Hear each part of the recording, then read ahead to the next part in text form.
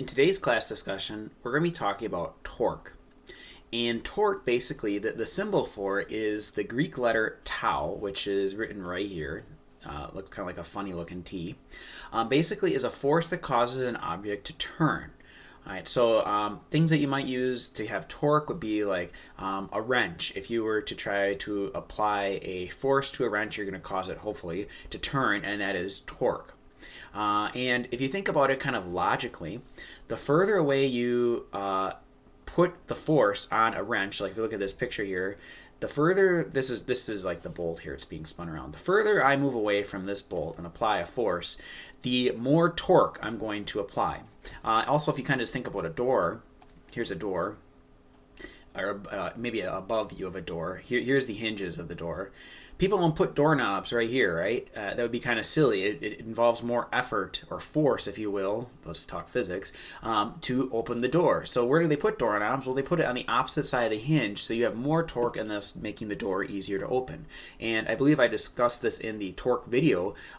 I encourage you to, at your house, try to open a door the two different ways. Open it using the doorknob, and then open it by pushing right here on the door, right next to the hinge, and see how much more difficult it actually is to push that door open. It's pretty incredible how that distance really does make a difference. Basically, in this picture, we just talk about force and the line of action, and I'll get more into that once we get into some of the problems. Here is the formula for torque. Torque equals force times the distance, which I have as an R. If you want to call that D, I don't really care. But it's the distance, and that's going to be in meters. Make sure you change your numbers to meters. If they give you it in centimeters, you have to change it to meters. Times the sine of theta. And I think the hardest piece of this whole formula is this guy right here, sine of theta. Why do we have that there? Well, if I hop back up to my picture here, and I've already kind of drawn it in because this class discussion is filled already, so I apologize if that upsets you. Let's say you apply a force at an angle, such as this. Okay, and here's the angle, here's theta. If you think about things, which I always encourage you to do, is to think about things, but if you look at this force, and we think back to when we had to break forces into components, there is a x component to this force, right? And it's right here.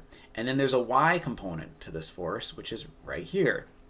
Which component would be responsible for causing this wrench to actually turn? Can the x component, this is really what the question's asking, can the x component, which is pushing this direction, cause this wrench to rotate whatsoever? And the answer is no.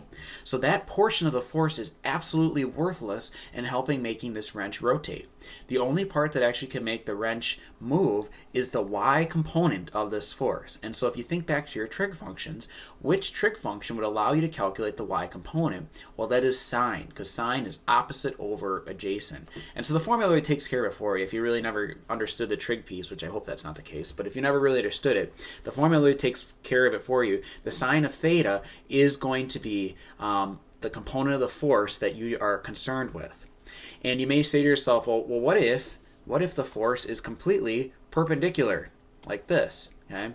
The sine of 90 turns out to be 1. The sine of 90 turns out to be 1. Punch in your calculator and see if I'm lying or not, but it actually is 1. And so what that means basically is you're getting every bit of force that you're applying on this, say, vector right here is all going towards working to move this wrench in a circular motion. All right, so that's just a little rundown on the formula. Here we talk about something called rotational equilibrium, and this is supposed to be my picture of a seesaw. I don't know if that makes sense or not, but if you've ever been on a seesaw, typically you have two people sitting on opposite sides, and each person's applying a force. So like this person here is applying a force, wanting to make this seesaw rotate this direction, right? And this person is applying a force this way, and he's wanting to make it rotate this direction. If everything is right in the world and they sit the correct distance away from this triangle, which is called the fulcrum, the seesaw should not move and it would be in equilibrium. Okay, and then they can just push with their legs and cause each other to go up and down and have lots of fun. But this is basically the idea. Rotational equilibrium means that there is no net torque, or the net torque is zero, I should say, that they kind of cancel each other out. That's what rotational equilibrium is all about. Okay, let's get into some torque problems. A mechanic tightens the lugs on a tire by applying a torque of 110 newton meters at an angle of 90 degrees to the line of action. What force is applied to the wrench that is 0.4 meters long? Okay, torque equals 110 newton meters. I just wrote down what I know. Torque equals 110 newton meters. The theta is 90 degrees. I'm wondering what the force is, and the distance that the force is being applied is going to be at 0.4 meters. All right. So all I did was I just kind of plugged in to my formula here. Torque equals force times distance times the sine of theta. Here's all my numbers, just plugging them in. I'm looking for F. And basically this is just calculator work. I'm going to take 110 divided by 0.4 times the sine of 90, and you would get a force of 275 newtons, which is actually a pretty large force, but I guess this is a really tough lug to tighten. Next question. What is the minimum length of the wrench if the mechanic is only capable of applying 200 newtons of force? So basically, let's say he's not able to apply 275 newtons. How much longer does the wrench need to be if he can only apply 200 newtons of force so that it can actually still tighten these lug nuts or whatever it is? So the torque is still 110 newton meters. That's how much torque we need. The maximum force is 200 newtons, so I'm just writing stuff down. R is what I'm looking for. What is the distance that the wrench needs to be? And I'm going to say that the maximum torque you can apply is when theta is 90 degrees, okay, because the sine of 90 is 1. So I just plug into my formula, torque equals force times distance times the sine of theta. So I have 110 equals the maximum force, which is 200 newtons, times R times the sine of 90. And again, this basically just comes down to calculator work.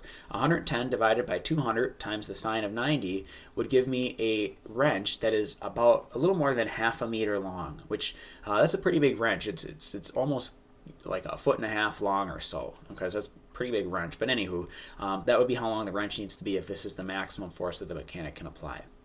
So these problems, I think, are challenging in the fact that you have to set them up correctly, but once you get them set up, I don't think it's so bad. All right, one more question. This is dealing with a seesaw and this rotational equilibrium piece. It says a 10 kilogram tortoise sits on a seesaw 1 meter from the fulcrum. Where must a 2 kilogram hare sit in order to maintain rotational equilibrium, and then assume the seesaw is massless? Okay, so I drew a little diagram here, and I'll just kind of go through my work with you. I drew a diagram here. Here's the tortoise sitting at, and his mass is 10 kilograms. Here's the hare, and its mass is 2 kilograms. The tortoise sits 1 meter away from the fulcrum, which is represented by this little triangle-looking thing. And then the question is, how far must the hare sit from the fulcrum so that these two guys are in equilibrium? All right.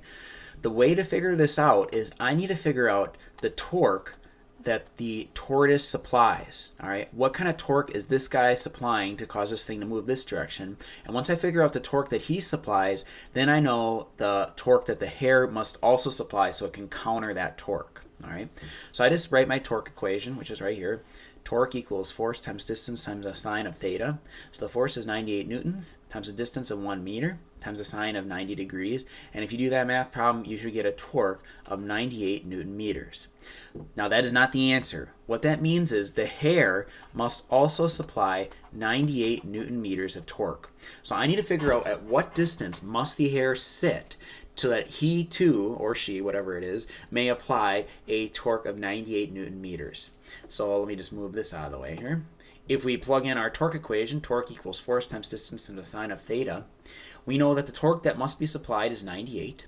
The force, I'm sorry, I just kind of jumped ahead. How did I get these forces?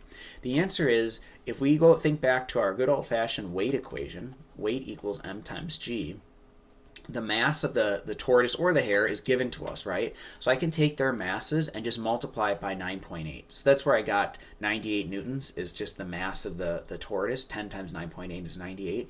And then here's how I got 19.6 is just by taking 2 times 9.8 equals 19.6. I'm really sorry I didn't mention that earlier because in class I solved that right away. But that is the force of gravity supplied by the hare, force of gravity supplied by the tortoise. Okay, so torque is 98 newtons, the force is 19.6, the distance is what we're looking for, I'm calling that r, and the sine of 90 degrees is 1.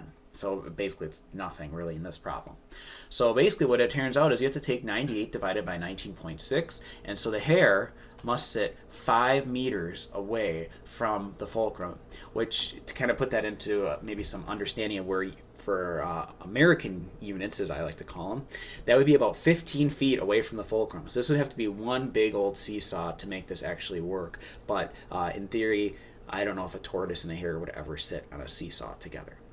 That takes care of this torque discussion. Hope that helps you understand some things. As always, if you have questions or comments, feel free to email me or see me in class. We'll see you guys later.